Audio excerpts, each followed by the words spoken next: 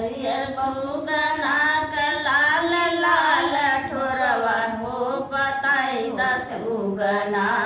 हो बताई दा सुगना शीतला माई का बसेरवा है बताई दा सुगना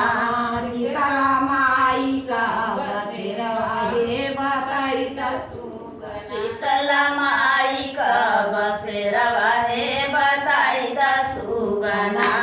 शीतला माई का बसेरवा है बताई दा सुगना शीतला माई का बसेरवा वही बजा जवा दुकनिया शीतला माई का बसेरवा वही बजा जवा दुकनिया हे छठा तबाहिना हे छठा तबाहिना अपने मान का चुनरिया हे छठा तबाहिना अपने मान का चुनरिया छठा तबाहिना अपने मान का चुनरिया हे छठा तबाहिना अपने मान का चुनरिया छठा हरियर हरियर सुगना का लाल लाल ठोरवा हे बताई दा सुगना हे बताई दा सुगना दुर्गा माई का बसेरवा हे बताई दा सुगना माई का बसेरवा है बताई दा सुगना दुर्गा माई का बसेरवा हे बताई दा सुगना दुर्गा माई का बसेरवा है बताई दा दुर्गा सुगना माई का बसेरवा होई बजा जवा दुकनिया दुर्गा माई का बसेरवा होई बजा जवा दुकनिया हे छठा तबाहिना हे छठा तबाहिना अपने मान का चुनरिया हे छठा तबाहिना मान का चुनरिया छठा तबाहिना अपने मान का चुनरिया छठा तबाहिना अपने मान का चुनरिया हे छठा तबाहिना अपने मान का चुनरिया छठा तबाहिना हरियर हरियर सुगना का लाल लाल ठोरवा हे बताई दा सुगना हे बताई दा सुगना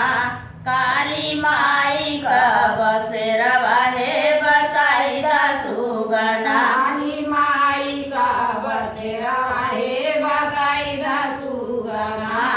काली माई का बसेरवा हे बताई दा सुगना काली माई का बसेरवा है बताई दा सुगना काली माई का बसेरवा वही बजा जवा दुकनिया काली माई का बसेरवा वही बजा जवा दुकनिया हे छठा तबाहिना हे छठा तबाहिना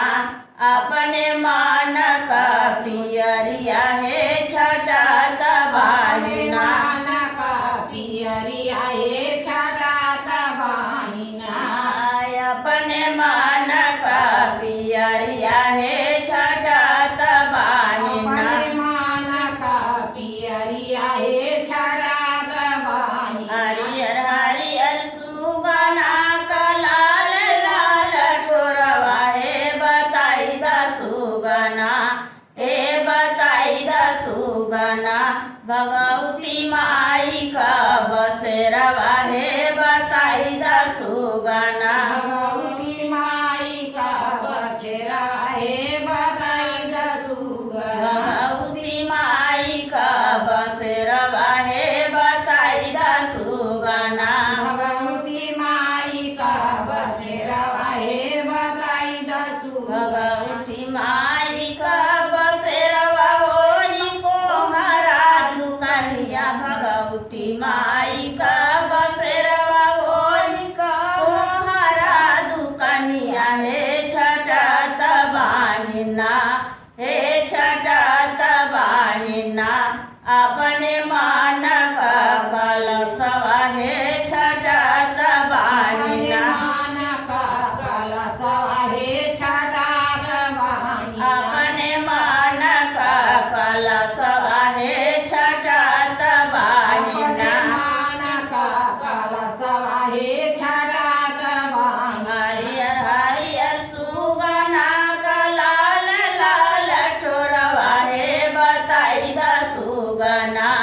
हे बताई दा सुगना